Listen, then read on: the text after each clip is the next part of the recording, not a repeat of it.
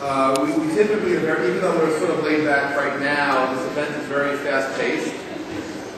Most of the sessions are 10 minutes.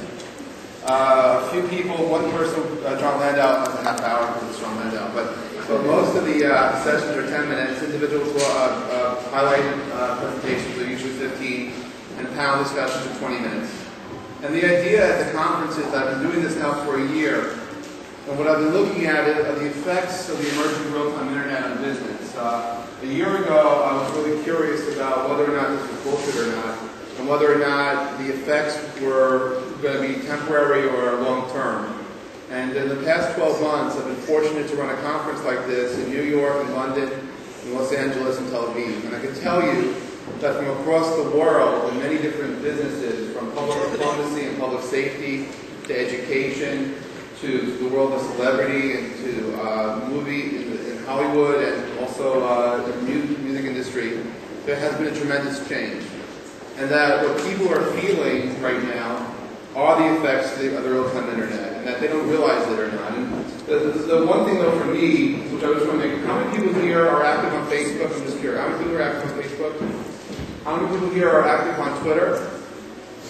All right, and any of you just curious playing with Foursquare or Goala? Just a couple. We don't have enough for a swan. We need 50 per swan. I think that at some level, the way that you're communicating with your friends and your relatives and your frenemies and people that you want to pretend to or acknowledge their existence of, this is the trendy part of social media. I actually don't believe social media exists. I think that it's a term being used by certain people to market themselves as gurus.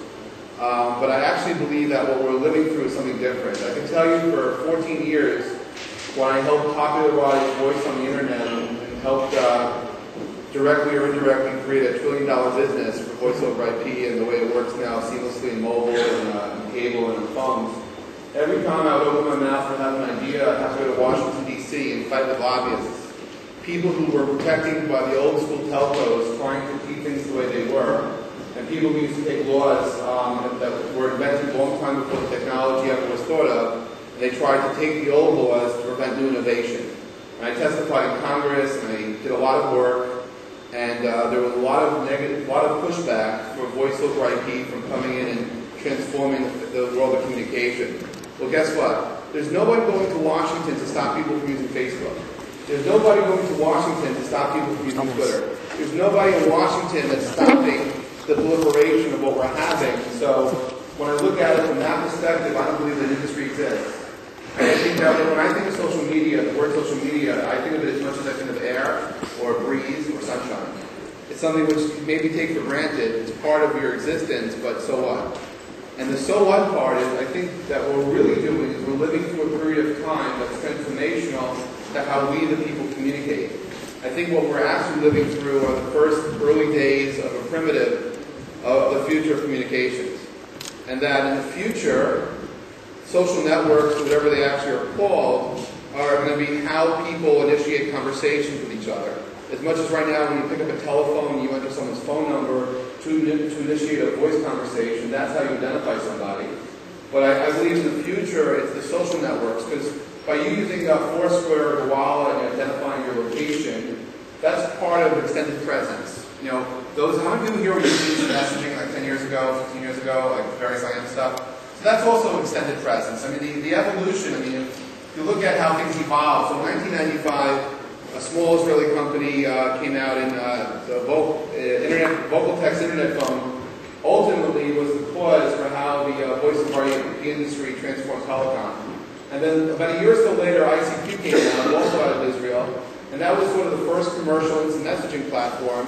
And that's sort of what sort of set the stage for a lot of other companies to start to do that commercially, where people started sharing information about themselves, where you shared your online availability, you started sharing through Yahoo Messenger what song you were listening to, and that over 10 years or so it started to evolve in terms of how we communicate. But the thing back then is that in almost every case it was private, where you were IMing somebody, nobody else knew. In fact, you could be IMing 7 other people at the same time and nobody else knew, and you had no lag. Of course, try talking to 7 people at the same time on 7 different phone calls, you can't do that.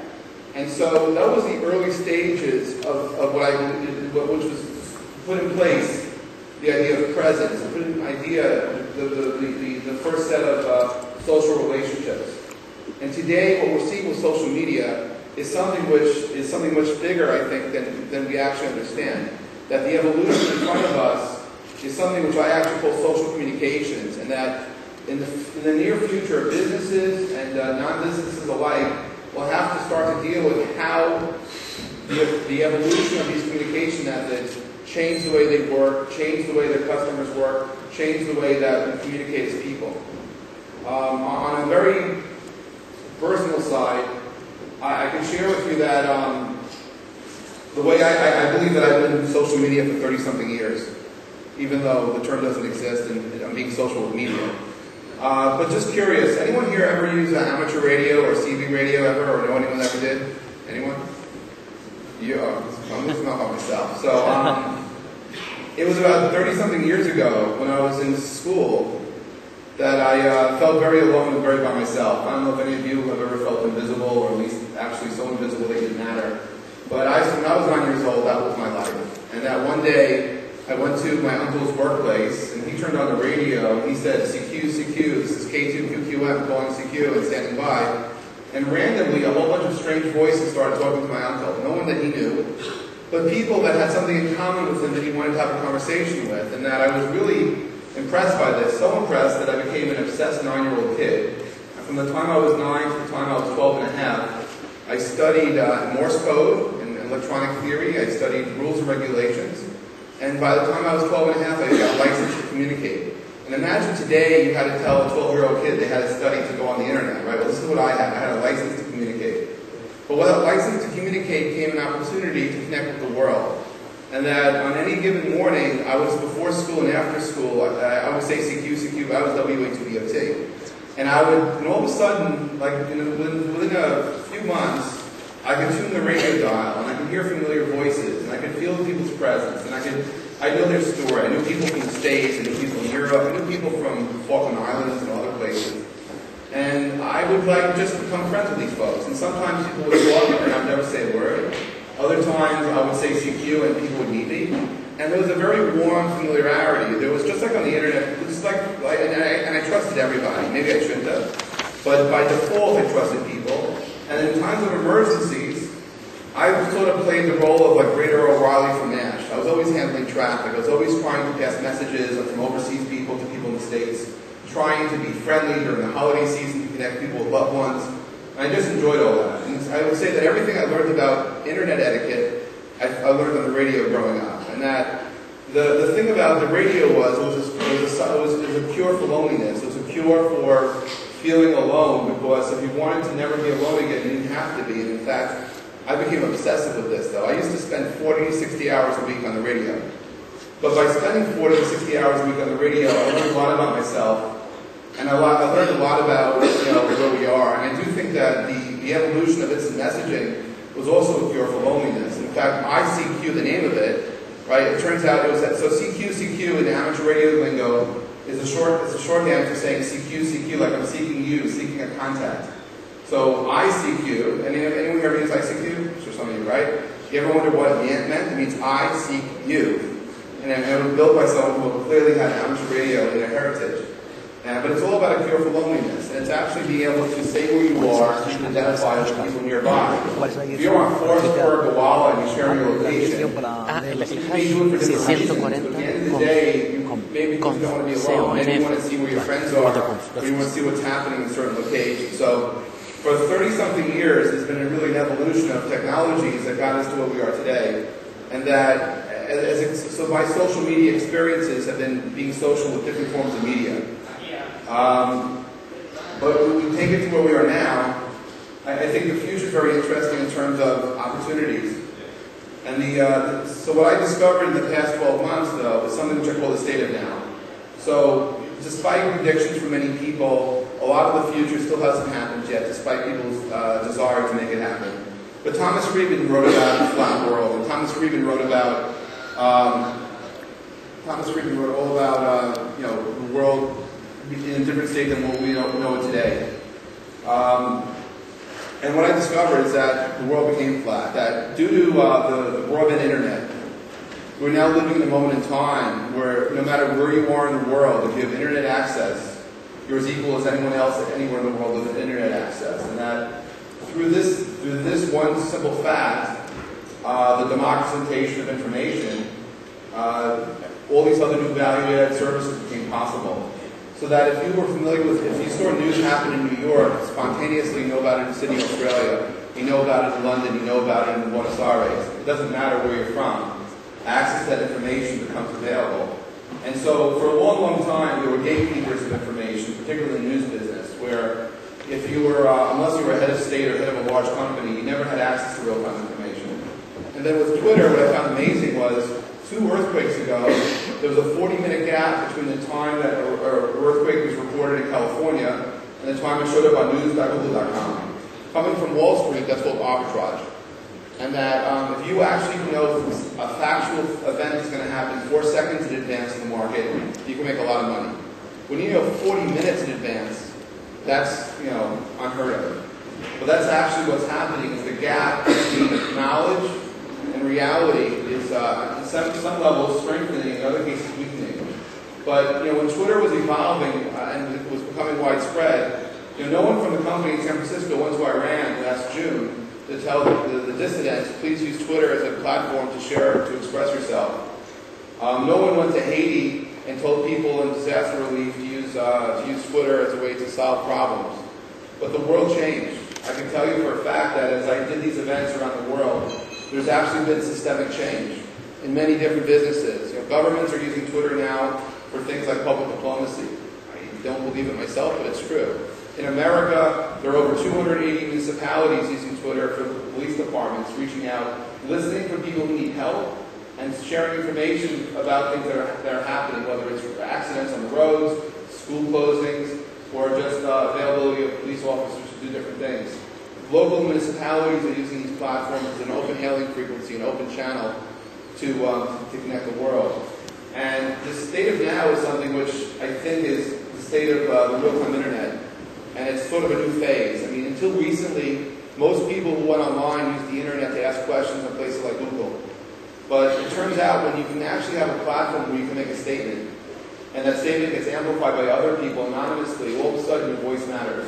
And all of a sudden, you go online, and you can hear things that you never heard before, and see things you never heard before, and this is all true. And it's not really about whose platform is cool right now, because whatever's trendy now won't be tomorrow. But the one thing that's not going to go away is the way that we are communicating as people, the way that we're connecting as individuals. And that the biggest thing I learned last year about doing these events is that if you're a brand, and if you keep in mind that there are humans on the other side of the messages, and you connect with the human side of people and not the robot side of people, and you let yourself be a little bit vulnerable, you are much more successful. I mean, we actually explore things like humanity and serendipity, and that in real life, it's possible that the next person you meet can change your life. It's possible the next person you meet that you will have a tremendous influence on somebody else, but you have to let yourself get into a frame of mind to let that happen, otherwise it never does. These days, I don't say CQ anymore. When I start my day,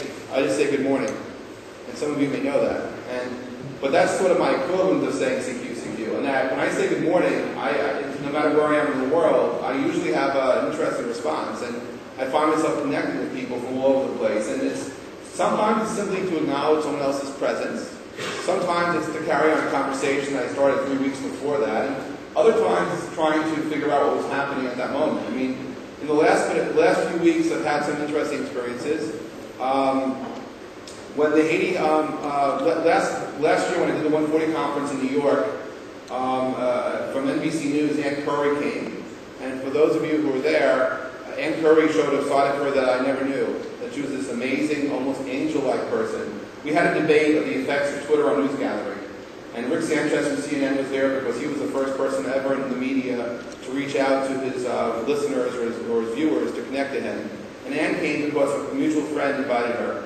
And during the conference, when she was talking, Rick Sanchez tried to talk over her until the audience started screaming at Rick, saying, "Let Ann talk, let Ann talk." And when Ann spoke, and this event happened, Iranian elections were Sunday, this conference was Tuesday. The week before, Time Magazine put Twitter on its cover. And during the course of this discussion, Anne spoke about journalism and spoke about what it's like to be a journalist in 2009. And it just was like magic what she had to say. She really connected with the audience. And before she started talking, she had like 30,000 followers. By the end of the event, she had 80,000. And last month, she passed 1 million followers on Twitter. And she discovered her voice outside of NBC News and actually created a platform for herself and her work through this. And that's one of the magical things that you, anyone, whether you're a celebrity or an individual, you can create a place to actually to be a platform for you. But with Anne, after I met her and I started to really, I didn't know who she was, and I knew who she was, and really didn't know her. She went to Haiti, and she was there on the Sunday that Doctors Without Borders had planes with people, doctors, and supplies, and they couldn't land in Port-au-Prince. So, as a courtesy, I try to, because I can't run phone patches anymore. I wasn't able to, this disaster, I didn't turn on my ham radio. I wasn't there to connect people with loved ones to help figure out what was happening. But I took the same approach and tried to share messages with what was happening in Haiti. So with Anne, she did a shout out to US Air Force that Doctors Without Borders can't land the plane, please help. So without thinking, I retweeted this. Do you know what happened when I retweeted this? I got a tweet back from the US Air Force saying they're on it. Now, I'm sorry, that's kind of weird, right? I mean, it's the Air Force saying they're on it. They're telling me, like, okay. And then like an hour later, the US Air Force sends me a tweet saying the plane landed. Like, this is really cool, but weird, right? And I was in awe. I mean, it was like, this is the Air Force and talking to, can you imagine being in a certain country and need help? It's like, just tweet to the US Air Force and maybe they'll come rescue you, I don't know. But it was very, very surreal. And then I ended up meeting the person online who was doing the tweets, and it turned out they were in the Pentagon. I had like 3 emails later, I'm emailing with the US Pentagon. It was like, it turns out the US Air Force has a Twitter team. And I believe it will work out so that a member of the US Air Force Twitter team will be at my next conference in New York City. But that's a very surreal thing for me. In fact, to explain to you how community works in this world, in this new world that's not social media, but it's something much more powerful. Last year when I was leading up to the conference, I had 18 boxes in my car, and I had to deliver these boxes to the venue the day before the conference. So I had no staff. And I didn't know what I was going to do, but I knew that I had to park my car, get 18 boxes out, no loading zone, and I had no time. So what do? You put out a tweet. So I put out a tweet that said to my friends in New York City, if anyone's around 340 West 50th Street around 3 p.m., I would appreciate some help unloading boxes. I got there at 3:07. 8 random strangers were there waiting for me. Within 10 minutes, the boxes were unloaded, and 6 of those people stayed 3.5 hours to help me collate the badges for the conference the next day, which I thought was just amazing. But that's what I'm experiencing. It's this serendipity and this love and this opportunity to connect with people. But Jeff Hazlett, who's going to talk next, is going to talk about, among other things, that the first time I ever heard anyone talk about a chief listening officer. It turns out that we're living in a time right now where if you're not listening to what your customers have to say, you should be, and that if you're in a position of marketing and you're ignoring your customers, you're fired. I'm sorry. That you're living in a time where you should not only listen to your customers, but listen to your competition too, because they may not be listening to their customers. Point in fact, I had a really weird incident yesterday morning. I got up at 4:30 in the morning here, because I don't sleep that much. And anyone know who Kevin Smith is? You know Kevin Smith, no? You know what happened to him? He got thrown off Southwest for being fat. He was just at Macworld, and he sat on the plane and he was flying back, and the pilot came over to him and ejected him off the plane for being overweight. Being slightly overweight myself, I felt offended. And I was reading his tweets, and I think he actually was really nice to Southwest Airlines. But he spoke out, and he basically was offended for being thrown off the plane. And I said, it wasn't that he was a celebrity that I felt bad for him. I just felt bad for him being overweight and being thrown off the plane. So I looked at myself, and I know what the BA seats were like to hear. I was like, maybe I don't fit, but I made it work. And I started seeing these tweets, so I got outraged. So I went on Twitter and I attacked also. And then I learned something, that there were people involved. So at Southwest Airlines Twitter account is run by a really nice woman, but nothing to do with Southwest Airlines throwing Kevin Smith off the airplane. But she was taking the brunt of it because she was the voice of the airline. And so I only suggested to her privately, because while this rant was going on, I had this back channel of direct messages to her, apologizing for the fact that the world was attacking her. She did nothing wrong. But she might not want to necessarily tell Kevin Smith publicly that the VP of Customer Relations was calling him at his home that night. That maybe the better thing to do is to actually address the policy of how you address fat people. And it may be something that will happen so that something positive will come out of it. The only thing positive I saw come out of it is that Southwest Airlines announced that for 25 years they have a policy about fat people. And that, it's up to the pilots to address it, but it's part of the normalcy of running an airline. And so they were more or less they're justifying the actions they had rather than apologizing for it. But I did find it was interesting because the thing is, with these platforms, you connect with people. That you now have an open hailing frequency that, as much as in the early days of the internet, when you email somebody and you can connect with them without filters, you now have that with these platforms. What you do with that is up to you, and this may not last forever. But right now, you have the ability to affect change, connect with people, and really discover humans, and actually discover the human experience at a level which I never thought was possible. So anyway, that to me is what the state of now is